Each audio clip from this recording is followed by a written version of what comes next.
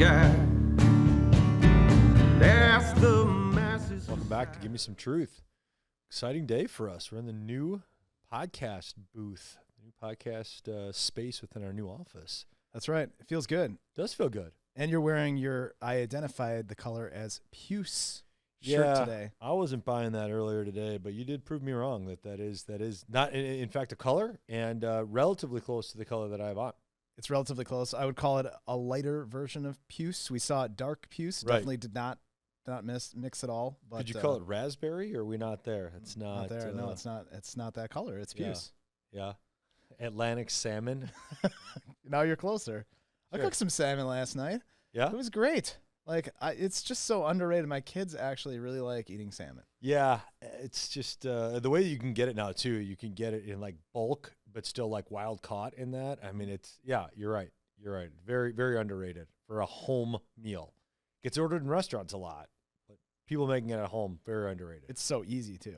Yeah. I mean, it was 8 minutes total. Yeah. It was about 5.5 minutes, then flip it. Yeah. And then you give it another 2.5 on the other side. It's good. I'm not a big skin salmon guy. I don't really care about that, but it was nice and flaky and good. Just a tiny squeeze of lemon over the top. I don't need to use the tartar sauce. My wife is tartaring it all up. Not necessary. What about like fish fry? Do you use tartar sauce then? Yeah. Okay. Yeah. That's good stuff. Interesting. Yeah, for sure. I mean, without a doubt, I would say that is appropriate. The only other place where I would say battered, but then I like a little squeeze of lime, fish tacos, obviously. Right. But only if it's battered? Yeah, I mean, is there any other way to eat a fish taco? I mean, they do the grilled ones now. I guess. You could. Yeah. You've always had a weird obsession with broasted things, too. I don't understand that. If I could get roasted fish, I would, but, I think it would just fall apart. Roasted chicken is fantastic, and I don't think people understand what I don't know what roasting it is. I might have actually done it in a former life when I used to work in a deli, and I don't even know if that's what I did.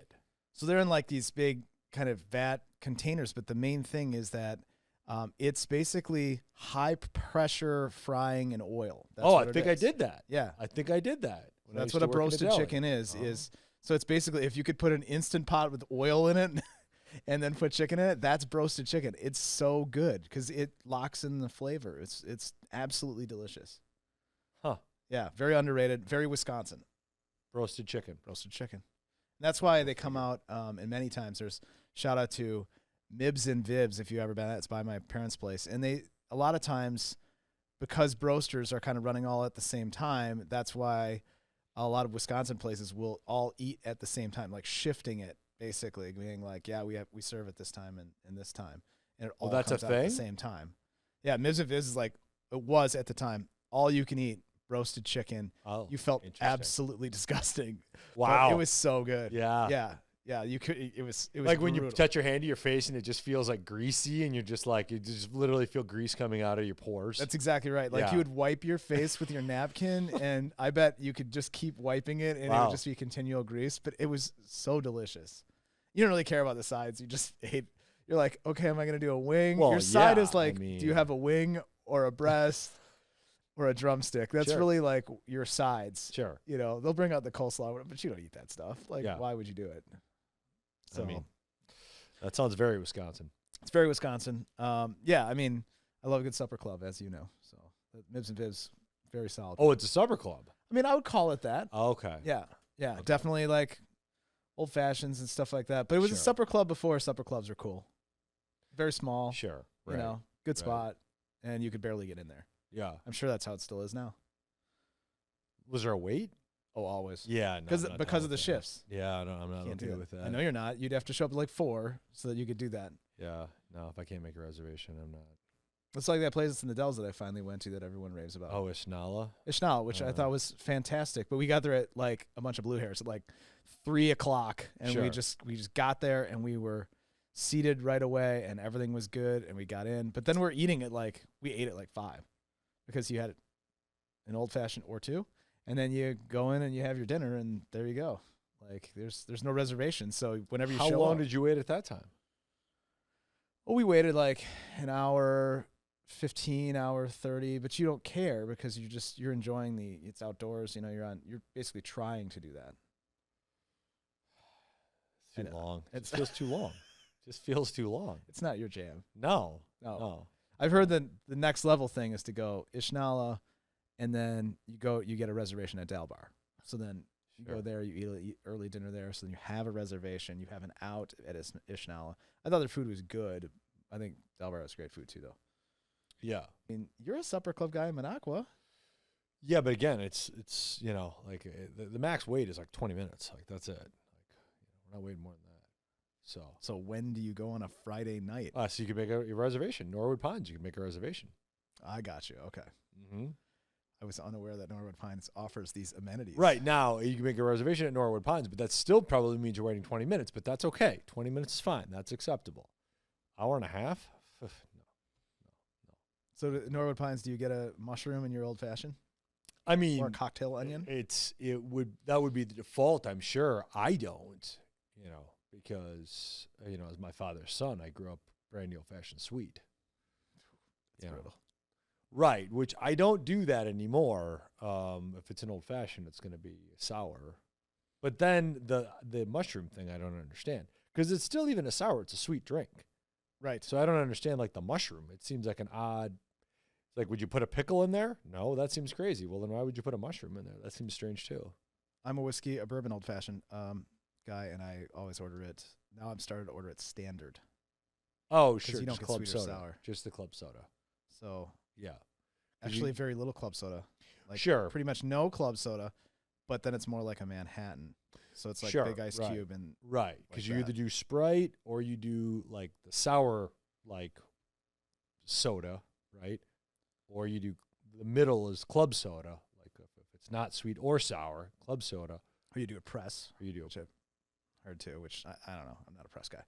But anyways, so but then is the press club soda and Sprite or club soda and sour soda, or is it sour soda and Sprite? A press is it's got to be club soda. Half club soda. Yep. Half like Sprite. Okay, so it's it's kind of a halfway between a sweet and a standard. Yeah. So today, we have already digressed, but we are going to stay on track. This is not going to be another Nate and Clint pontificate podcast. You don't know that yet. True facts. But we'd like to talk about some year-end stuff because the calendar is... Let's timestamp this. It's what, the 5th? It's 5th, December 5th. I don't know. Now Samuel's really got to edit fast. So it's good. But it's the 5th. It's good. And so you got some things that you have to do before the end of the year and some things that people think that they have to do before the end of the year where they really don't. Okay. So we wanted to definitely go through a few of the items that are very time sensitive that you should either have on your radar screen yourselves or make sure that your trusted financial advisor has that on his or her screen. Start with the first one. So the fastball down the middle for this topic is RMDs, right? Right. But what I think a lot of people are not aware of or not clear on, that's completely understandable, is the rule changes to RMDs. Oh, there's a ton of rules. We literally could talk about this for the whole podcast and still probably wouldn't give 100% accurate information because I don't even know if the IRS at this point knows what's all the accurate scenarios by way of RMD distributions. Suffice it to say, the RMD age now is officially 73. Mm-hmm. Okay. But even that's a moving target because that's going to move again here at some point. But as of right now, it's 73, not 70 and a half anymore. Right. First thing to be aware of. And second thing to be aware of is if you inherited or if the money came to you not as your money, be aware there's some changes there as well. Exactly. So going back to required minimum distribution, standard ones, age 73, that's in 401ks and IRA accounts. So IRAs are the main thing that people have to worry about. Roth IRAs, you do not have to take any required amounts out. And then, as you were alluding to, beneficiary IRAs. So if you inherit money yes, and you are a non-spouse beneficiary, so say my grandmother passes away and passes the money to myself, then I'm going to be a non-spouse beneficiary. And if you passed away after 2020, you have special rules. And basically it says you have to start taking the money out in a 10-year period. At the end of the 10th year, you got to take out any remaining balance. So if you inherited $200,000 and you waited till the very end, you're going to have to take a full $200,000 distribution out of that IRA. at the very end and get taxed all in 1 year. So there's some planning that has to be done inside of those distributions. The nuance to the law change happened, and they basically kind of grandfathered in. The IRS finally gave us clarification on this. If you are if the person that passed away was taking distributions, required minimum distributions, they pass away, they pass it on to a non-spouse beneficiary, they have to take required minimum distributions out, which are small amounts on their life expectancy. That's required, but the IRS is still waiving any penalties and basically not making you do that. So next year, it looks like you're going to have to do that, but this year there's a waiver for that. So there isn't as much sense of urgency for those beneficiary IRAs. Now, if you had an IRA that was inherited prior to 2020, the person passing in 2020, then you're under the old rules and you're probably already taking required minimum distributions, and you have to take required minimum distributions each year. Otherwise, there's a significant penalty. So Clear as mud. Clear as mud. So Yeah. ask your trusted advisor. Make sure that your titling of the accounts is, you are aware of the titling of your accounts, and just make sure that you don't have anything sitting out there that you forget about. Yeah, I think one that gets confused a lot is if people had IRA money that they chose to use a bank CD, a bank savings account, something like that for IRA assets. That has to be counted in your calculation, and so just be aware if something is hanging out there at an old, hometown institution, that can cause problems if we forget about that. So that's the RMD story. And you also you can take it out of one IRA if you want. So you can take the whole required minimum distribution, say you have 4 IRA accounts for some reason. You only have to take it out of one account, but you have to take the total amount then out of that. Or you can take a little bit out of each, but you need to take that total RMD amount. And if you have a 401k, that does not count for your IRAs. That's a different sort of situation. It's a different title on the account. So you cannot take out, say, your IRA required minimum distribution out of your 401k and vice versa. So some people get that mixed up. Yeah. Again, clear as mud. Clear as mud. Okay. Tax loss harvesting. I'll set it up and then you can pontificate on it. How's that sound? Sounds great. Yeah. So the idea behind tax loss harvesting is primarily on taxable accounts, meaning non-IRA accounts. And these are accounts where we get a 1099, right? So if you get a 1099 on an investment account, you can do an idea called tax loss harvesting, which, and we're not going to get deep into the weeds on this, but to set it up. So within an investment account, we have some investments that are going to have appreciated, gone up in value, and some that have gone down in value, right, in my example. So those are called non-realized gains or losses. Non-realized meaning that we haven't sold either of them, so therefore the gain and or the loss is just kind of the standing in the account that day, but it hasn't been actually realized because we haven't sold the positions, okay? Once we sell the positions, then we have a realized gain or a realized loss, and therefore we have tax consequences as a result. The IRS allows us to take a tax benefit by realizing losses, if we have those in our accounts, and that will benefit us from a tax filing standpoint. That's right. You can save, you can basically wipe up to $3,000 of your income from capital losses per year. Yes. And then, But they have to be realized, which means you have to have sold those positions.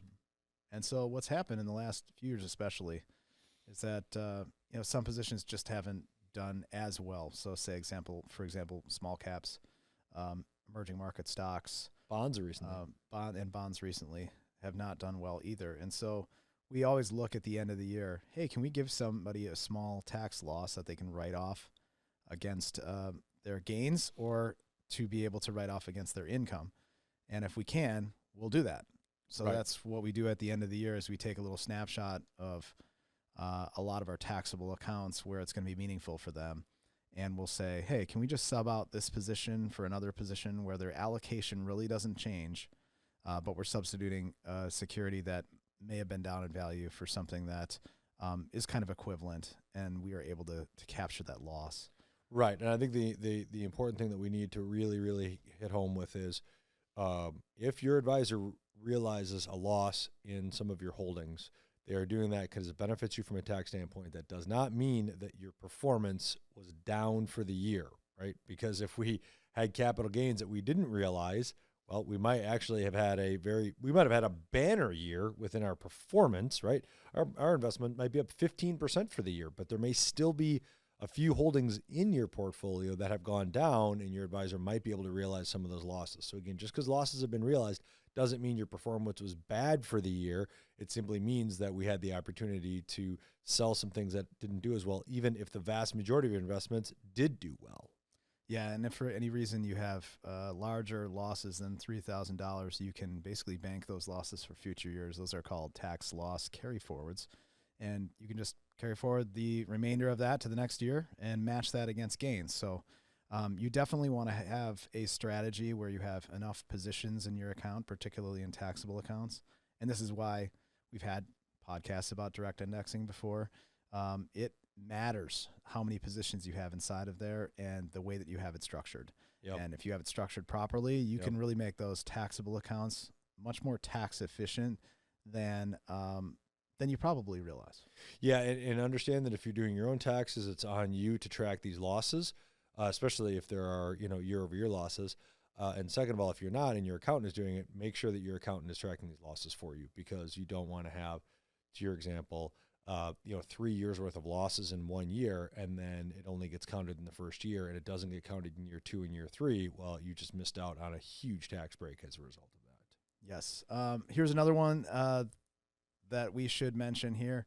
If you're going to write off any charitable giving, or some people donate appreciated stock to charities, some people write off checks off some of their accounts to cover their required minimum distributions. Make sure that all charitable contributions are done by the end of the year. If they're not, and they spill over to next year, you may still claim them, just not in this tax year. So that's something to be very cognizant of. If you want to get something done, like say you have highly appreciated, for example, Apple stock, and you want to donate a portion of that to a charity, you want to send that over to the United Way, well, you got to make sure that you get that information and that paperwork in place, in process, and that should be done sooner rather than later, because it has to be done in the calendar year.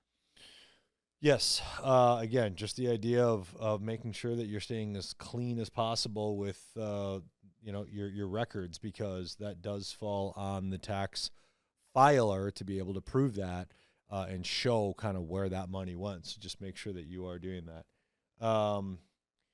Get back to my list here. I've lost my place. Roth conversions. So Roth IRA conversions, the idea that we are going to accept a tax bill, if you will, or tax liability this year to be able to make a chunk of money Roth for the kind of remainder of the period of time that it's invested.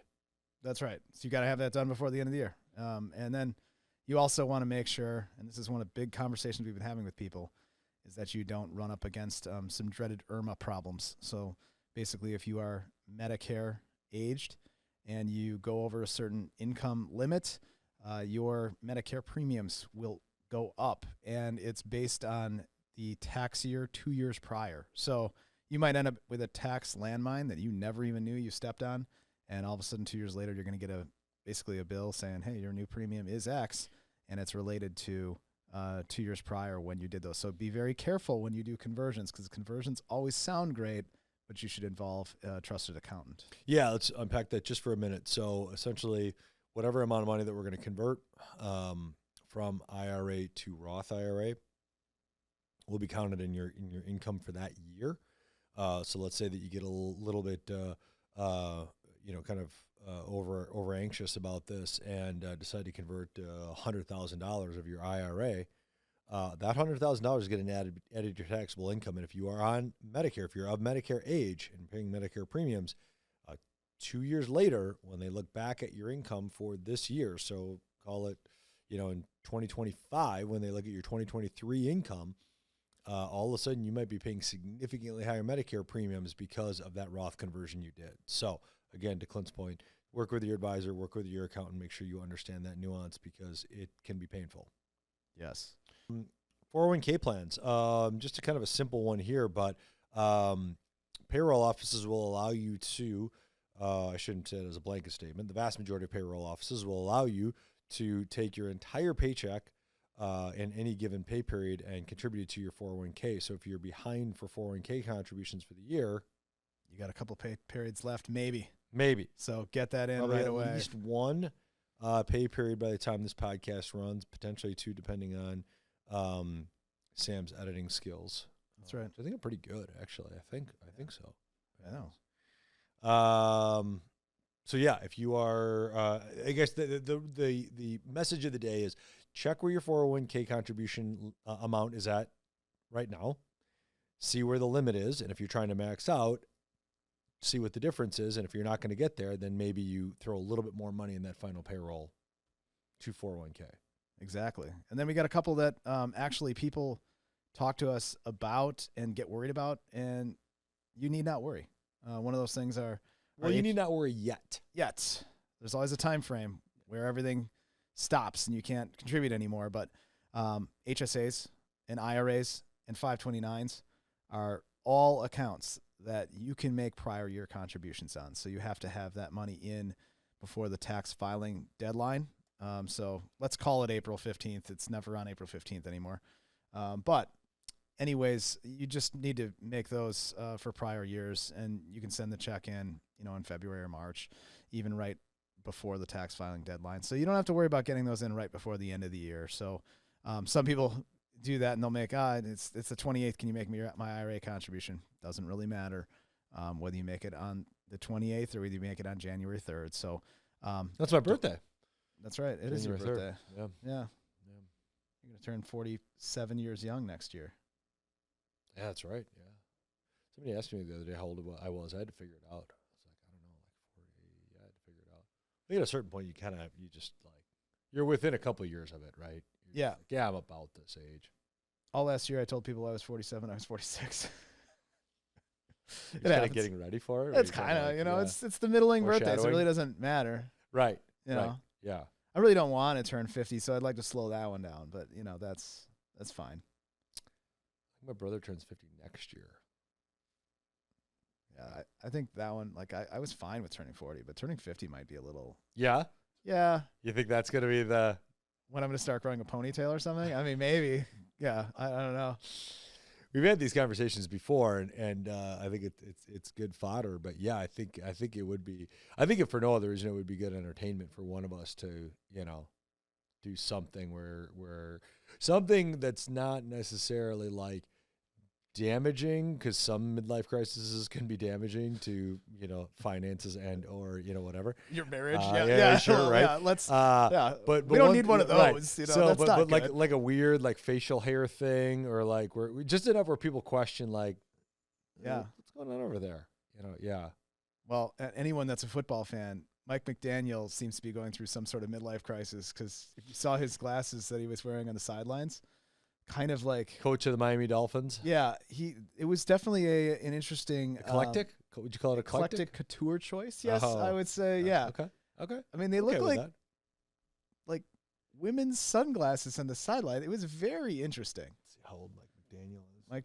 He might be going through a little bit of something.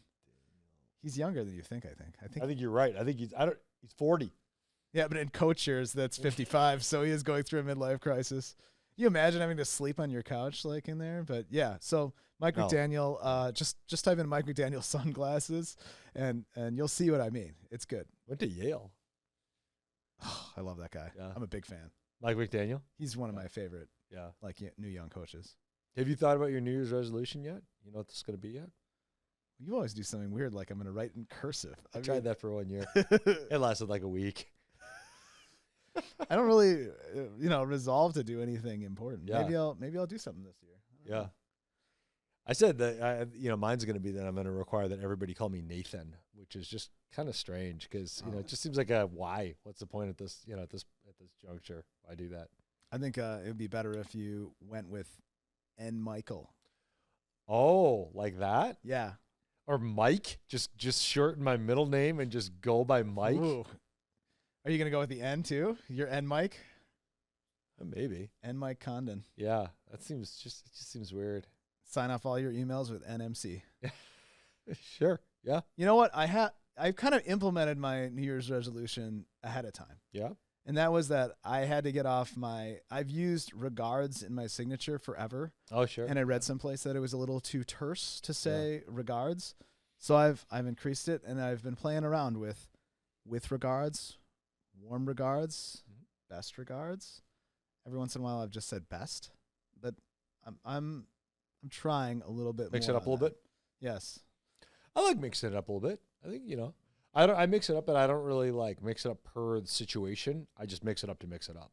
I mean, after a while, were you a stay safe guy ever, or a? That seems to me like that almost seems ominous. I don't like that sign off. It's like, I think if the apocalypse was closer, then maybe you could do a stay safe and it would make sense. But it seems a little like, I read that and I'm like, oh, I gotta think about that. Well, and then you're like, what have I been doing that's unsafe? Right. Like the next walk to the car, I'm like, okay, be careful. No, don't fall down. Have I been speeding a lot? Right. Yeah. Is somebody worried about me a little bit too much? I don't like that. Cheers to me is too I don't know. I'm not a big fan of Cheers. The international team could do it.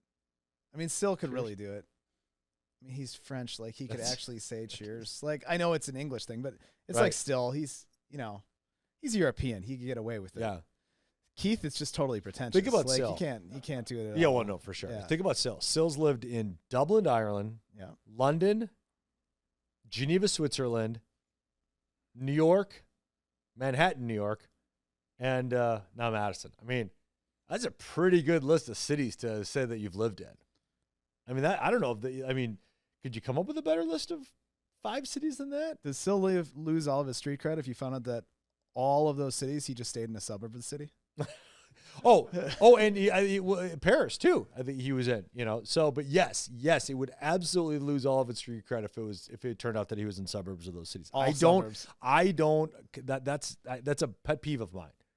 Don't tell me that because you're from Naperville that you live in Chicago. You don't live in Chicago. You live in Naperville. Bolingbrook is not Chicago. You don't live in Chicago. Are you not giving me that I lived in Milwaukee? No, Menominee Falls is not Milwaukee. No. There you go. Yeah, no. Now, from a Exactly. geography standpoint, you can say it's near there, but you have to qualify it. You have to say that it's a suburb or it's near there. You're not from there. I would say the only exception is really Madison. Yes, nobody's going to say, right. No one's going to be like, Middleton, Madison, or Oregon, Madison. If I think if you say you live in Madison, they're like, it's fine, it's Madison. If the town is under 500,000 people, then you can say you're from, that's what it is. If it's over 500,000, don't say you're from the bigger city. You're not from the bigger city. I tend to agree with you there. Yes. That bothers me. It's got to be within a radius. Maybe you get 12 miles. Sun Prairie is pushing it. Sun Prairie, fastest growing city in Wisconsin. They don't need Madison's cred anymore. That's true. They get their own. Well, you were Cottage Grove. You cannot say you're from Madison. No. There's no way. It's too far away. No. So, yeah, year-end stuff. Year-end stuff. Get your Christmas shopping done. Get your Christmas if that's shopping what done. you Get believe your in, stuff together. Get your Christmas shopping done. Get whatever shopping done that you need to for the holidays. Don't wait till the last minute. That's never a good idea. It's a bad idea. I'm guilty of that sometimes myself. Don't just try to get in front of it this year. I'm 75% away there. I need to Are you really? just finish it off. Oh. Yeah. But mostly it's just because I haven't written down a list of what I actually bought. And I actually have to wrap some of it. Wow. I don't even know what I bought so far. Like, I know I bought some things and they're in a closet someplace in my house. I just chucked them all in the closet and that's it. I don't know. That's a little concerning. Yeah, I got to kind of round it up. See what I got. Okay, we'll have to do a podcast in the first part of January because I am hosting. Celine and I are hosting Christmas for the first time this year, so we'll have to do We'll have to unpack that subject a little bit. Little recap. Let you know how that goes. Yeah. How many people total? My parents are staying at my house. My brother and his family, so it'll be 6 extra people. Come in to the house. You can cover that nice and easy. Christmas ham. Christmas ham? Yeah, probably. Yeah, that seems like a good Christmas. Like that seems like ham. Great. Easy, just warm it. Yeah. Although, if you want to go a little next level, I do it in the sous vide machine. I think it's great. Nice water bath. It warms it nice and gently, slowly. Keeps it moist. I don't know. You Feels want like a a dry ham? Feels like a ham belongs in the oven. Just feels like that's the right place for a ham. My mom always used to put Sprite in it, like in the pan. Really? Because it's kind of sweet, to kind of like, or like, the kind of the apple juice thing too. I've seen people do that too. I've heard people do like Dr. Pepper or Coca-Cola. That seems strange to me. The Dr. Pepper or Coca-Cola, I've heard that too. That seems odd to me. That seems a little acidic, a little like, a little bit of a. Seems like you want a cleaner like sweetness than that. I'm a kind of a pineapple guy. Oh, you're that guy? Pineapple brown sugar. I think that's a great interesting. glaze for the ham. It's Sure. perfect. Would you ever eat pineapple on a pizza? So, I mean, I have. Yeah. And I've come a long way. I've come around a little bit on it, but I will never, like, I'll just have a slice. That's it. I don't want a whole pizza. Yes. I can appreciate it for a slice, maybe two, but then you're pushing it then. Because you're going to like Ian's. Like I would eat an Ian's Hawaiian. Like Sure. they got the, you're going. But there again, for that even though specific slice. you're not eating the whole, you're not eating half a pizza. No, I don't want half that. It's not. No. The new favorite pizza topping combo is pepperoni and bacon. Wow. I mean, Not Canadian bacon, like bacon. I don't know if you need to go double cured meat. Yeah. And if you really want to spice it up, then put some green olives, and then you're fine. And then you're good. So first of all, black olives over green olives. My I'm daughter, right there with you on that. my 8-year-old daughter likes the green. I like the she's black right. olives. She's right. She's not right on that. And then Better. peppercini peppers and sausage. Oh, That's yeah. the pizza. Okay. It's a salt bomb. It's so good. Like Yeah. yeah.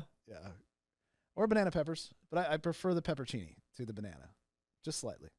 What was the pizza place that would put the 2 pepperoncinis in the box? The Papa John's? Papa John's. I think that's right, isn't it? It is. Yeah. I don't know if they still do. Would you eat those? Oh yeah. Okay. So Yeah. that I mean, would I be- love a big fat peppercini pepper. I'd leave that in the box every time. You got to be careful because Sometimes they light you up. Well, no, like peppercini peppers, just the way that they're packed or whatever. Sometimes when you bite into it, it just squirts like crazy, and you never know. Like you can get it in the eye, like it can go everywhere. Wow. Like yeah, because it's just that pickling stuff inside of it. It's crazy. It's like the Seinfeld where George got grapefruit juice in his eye when Jerry was eating a grapefruit, and then he kept winking the entire episode. All right, we're down a rabbit hole. Okay, year-end stuff. Make sure that you get it done. It's important. If you have questions, let us know. We're happy to jump in and help you out. Otherwise, we will circle back shortly with another episode of Give Me Some Truth. Walker Condon Financial Advisors is a registered investment advisor with the SEC. Registration with the SEC does not imply a certain level of skill or training. The opinions expressed by the participants of this podcast are their own and do not reflect the opinions of Walker Condon Financial Advisors. All statements and opinions expressed are based upon information considered reliable, although it should not be relied upon as such. Any statements or opinions are subject to change without notice. Information presented is for educational purposes only and does not intend to make an offer or solicitation for the sale or purchase of any specific securities, investments, or investment strategies. Investments involve risk and, unless otherwise stated, are not guaranteed. Information expressed does not take into account your specific situation or objectives and is not intended as recommendations appropriate for any individual. Viewers are encouraged to seek advice from a qualified tax, legal, or investment advisor to determine whether any information presented may be suitable for their specific situation. Past performance is not indicative of future performance. You gotta leave your money behind you. Raise your hand to the sky. Ask the masses for silence.